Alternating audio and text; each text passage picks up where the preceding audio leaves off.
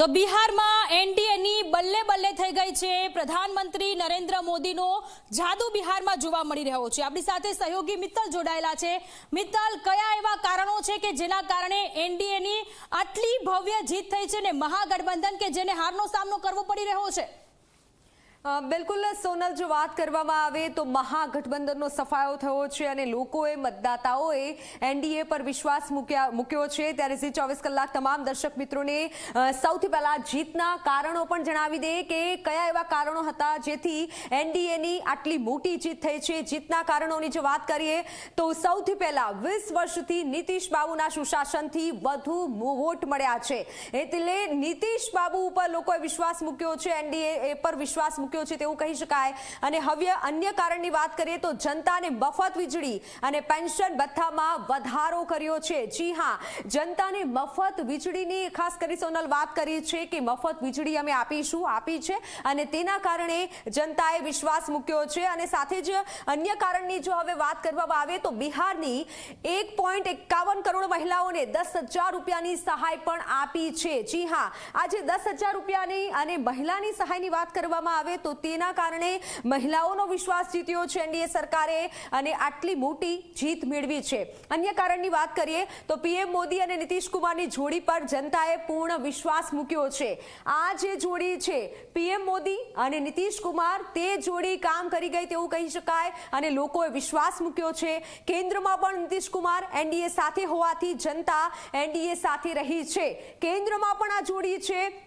અને હવે વિધાનસભા એટલે વાત કરવામાં આવે જો બિહારની, તો બિહારમાં પણ બિહારની જે સ્થાનિક જનતા છે તેને કેન્દ્રની જોડીને પસંદ કરી છે અને વિશ્વાસ મૂક્યો છે। ભાજપે શ્રેષ્ઠ રણનીતિ મુજબ સીટ વહેંચણી કરી છે અને તેનાથી સૌથી મોટો ફાયદો મળ્યો છે, કારણ કે સીટની જે વહેંચણી છે તે પણ સૌથી મહત્વની રહેતી હોય છે। કઈ બેઠક પર કયા ઉમેદવાર ઊભા રાખવા જેથી તે લોકોને આકર્ષિત કરી શકે, લોકોને મદદ કરી શકે, તો તે પણ એક જીતનું કારણ હોઈ શકે એનડીએની જીતનું।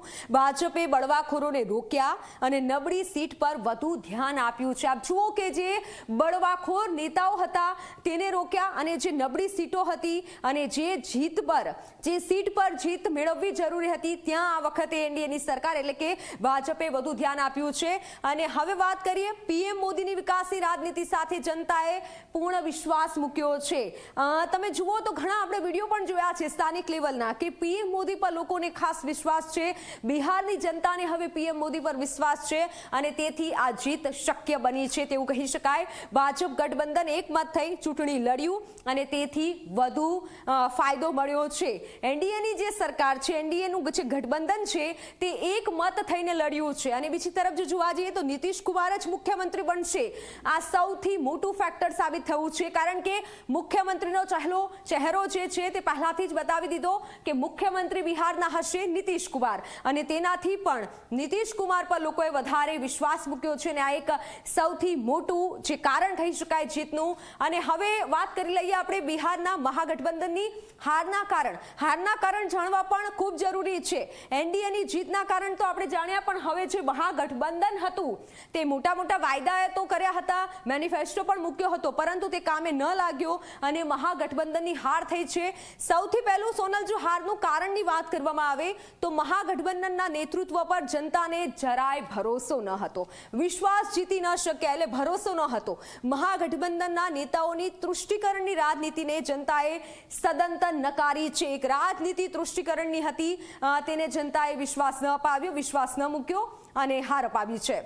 ભૂતકાળ ભ્રષ્ટાચાર અને જંગલ રાજથી ખરડાયેલો હોવાથી આજે ભૂંડો પરાજય એટલે બહુ ખરાબ રીતે પરાજય થયો છે, કારણ કે જે પણ મતદાતાઓ હોય છે તે ભૂતકાળને પણ ધ્યાનમાં લેતા હોય છે, ભૂતકાળમાં શું કર્યું છે, શું નથી કર્યું તે પણ ધ્યાનમાં લેતા હોય છે અને તેથી જ ભ્રષ્ટાચાર પણ કરેલા ઘણા એવા નેતાઓ હતા જેને ઉમેદવાર તરીકે સીટ અપાઈ એટલે ઉમેદવાર તરીકે ઉભા રખાયા હતા, તેના પર લોકોએ વિશ્વાસ નથી મૂક્યો। મહાગઠબંધનના અનેક નેતાઓ કે જેઓ જામીન પર બહાર હોવાથી તેમના તેના પર લોકોનો અવિશ્વાસ રહ્યો છે. ઘણા મહાગઠબંધનના ઘણા એવા નેતાઓ હતા કે જામીન પર બહાર છે અને તે પણ પ્રચાર કરતા હતા, પરંતુ લોકોએ તેમનો પ્રચાર નથી જોયો અને જાકારો આપ્યો છે તેવું કહી શકાય મહાગઠબંધનને. મહાગઠબંધનના ચૂંટણી વાયદા પર હકીકતમાં પૂરા કરવા શક્ય નહોતા, કારણ કે આપણે જોઈએ સોનલ તો ઘણા એવા ચૂંટણી વાયદાઓ મહાગઠબંધને કર્યા છે કે જે કદાચ પૂરા ન થઈ શકે, એટલે પૂરા ન થઈ શકે તેવા ઇમ્પોસિબલ વાયદાઓ મહાગઠબંધન દ્વારા કરવામાં આવ્યા. પણ લોકોને ખબર છે કે કઈ પાર્ટી કેટલા વાયદા પૂરા કરે છે અને અગાઉ ભૂતકાળમાં શું વાયદા પૂરા કરવામાં આવ્યા છે તે પણ જનતા જોતી જ હોય છે. ત્યારે મહાગઠબંધનના નેતા પર વંશવાદનો ઠપ્પો હોવાની પણ ચર્ચા છે. આપ જુઓ, આ તો સૌથી મોટી વાત છે કે મહાગઠબંધનના જે પણ નેતાઓ છે તેના નેતાઓ પર વંશવાદનો, પરિવારવાદનો જે થપ્પો લાગ્યો છે તે લોકો નથી ભૂલી શક્યું. રાહુલ ગાંધીની વાત કરીએ, રાહુલ ગાંધી, પ્રિયંકા ગાંધી જેવા પરિવારવાદી રાષ્ટ્રીય નેતૃત્વ બિહારને પસંદ ન આવ્યું, એટલે બિહારની જનતા છે તે હવે પરિવારવાદમાં નથી માનતી. આપણે જોઈએ તો તેજસ્વી યાદવ, તેજ પ્રતાપ રાજકીય વારસદાર હોવાથી એટલે અહીંયા પણ પરિવારવાદ જોવા મળ્યો છે.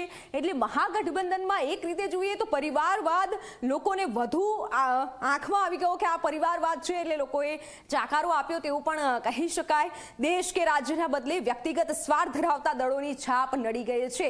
એટલે આ જે મહાગઠબંધનની છાપ છે તે રીતે ઉભરીને આવી કે ભ્રષ્ટાચારી નેતા છે, ભૂતકાળ લોકો ન બોલી શક્યા, વ્યક્તિગત સ્વાર્થ હોય એવું પણ ક્યાંક મતદારોના ધ્યાનમાં આવ્યું હોય અને તેના કારણે કદાચ વોટ ન આપ્યો હોય, તે પણ એક હારનું કારણ હોય. મહાગઠબંધન એક થઈ અને ચૂંટણી ન લડી શક્યું.